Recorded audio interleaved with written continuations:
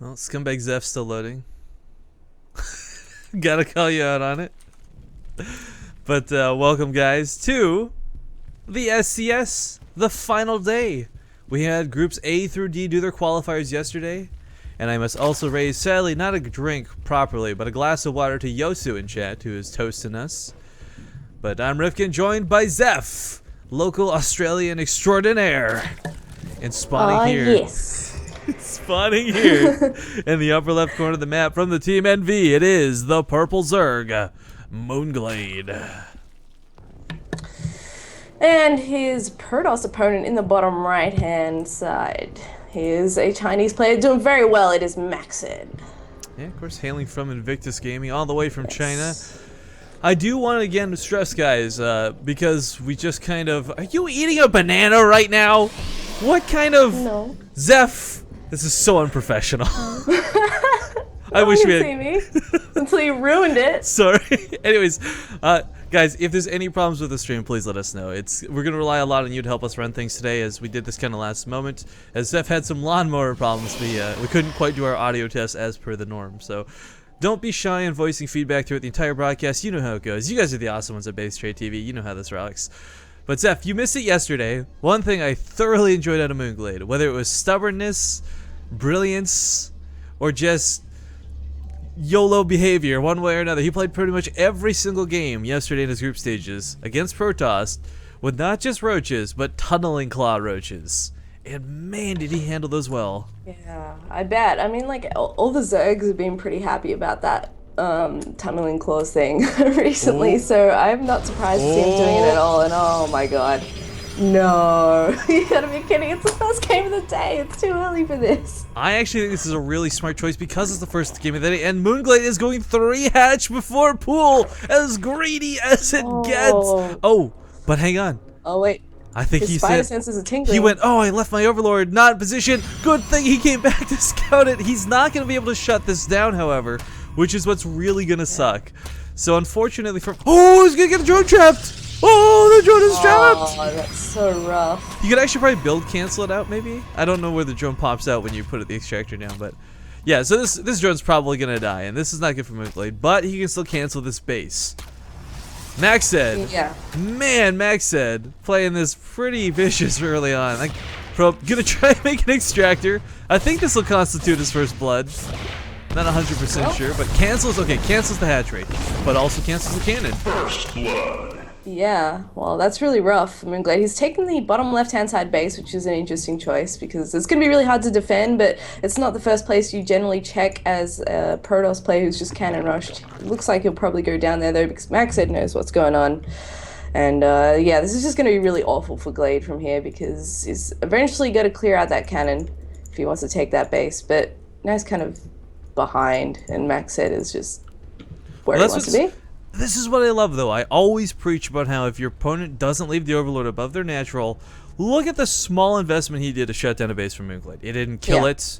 It killed a drone. Great, cool. But this, unfortunately, makes Moonglade... Not only are these bases further away, that's kind of obvious. Hey, I've got 2 eyes, I can see this. But what's most importantly is there's going to be no creep connecting any of these bases anytime soon. So while it's not a significant speed boost, it's enough that, like, when you're trying to defend against, like, a Sentry Immortal all-in, you know, you really need to get there that extra 1 second earlier, if anything. And unfortunately for Moonglade, he's not going to be afforded that opportunity. Now, the one upside to this that doesn't get visited a lot, because when you're in this sort of situation, it ends up being an all-in fallout for the Protoss player. If this goes to the late game, Moonglade actually has the most secure late game base that he could possibly have. MacSed for his 4th base will have to take one of the ones on the side, and those are very exposed. They're very vulnerable, and quite frankly, Moonglade will pick them off no problem, whereas MacSed's going to have to go through the heart of the Zerg base just to take down that late game economy.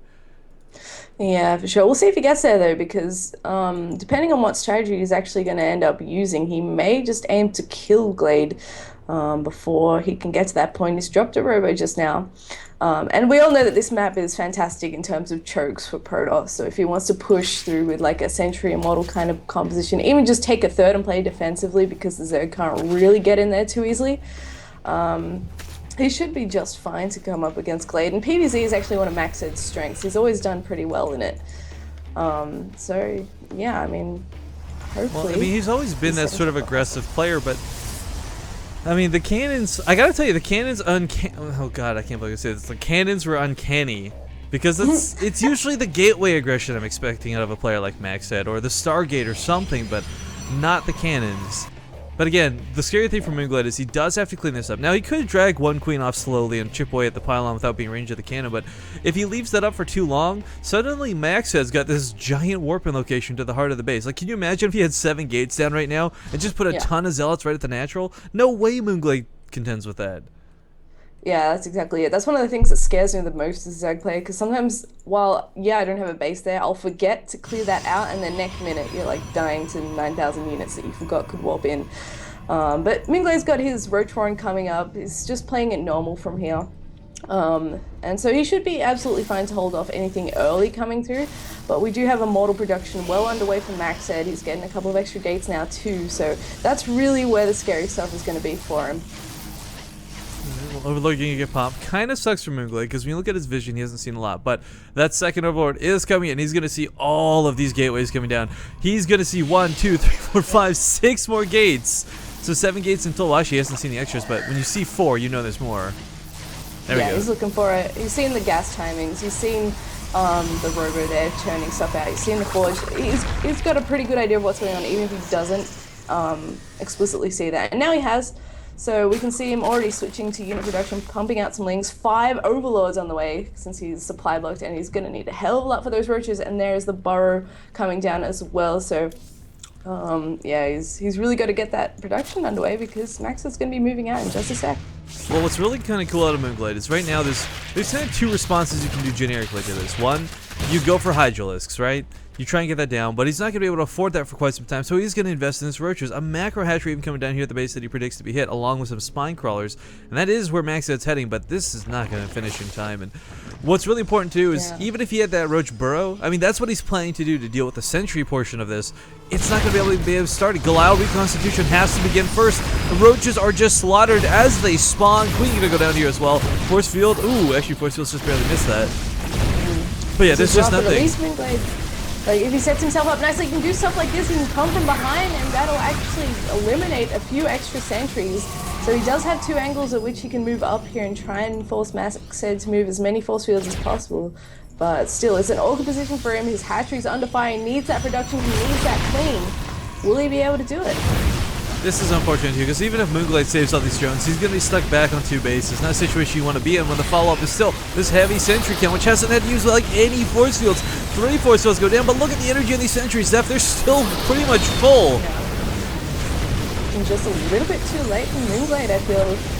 Given the position that he has to defend out here, this base is a lot more forward. It hits just that tiny bit earlier, and with the Watt Prism, he's going to be able to micro those immortals, save them. Even if he's going really well, he could even warp into the main and be extra annoying. Who knows? But this is looking very, very bad for Moonglade. Yeah, and the thing for Moonglade, he's got 1,000 resources, but look at this. There's no larva. There's no nothing. He needed that hatchery. He needed the macro hatchery. He might die in this game with a 1,000 mineral bank. He does. Good game. Ouch. And the first map is going to go to MacSed. Yeah, well chosen by MacSed, I gotta say, for that first game. Really, really ruined Glade's plans. Yeah, quick thing for anyone who wasn't tuning in yesterday, who doesn't know the format. These are veto systems, by the way, so it's not loser's pick or anything like that. These guys do have the map set up ahead of time.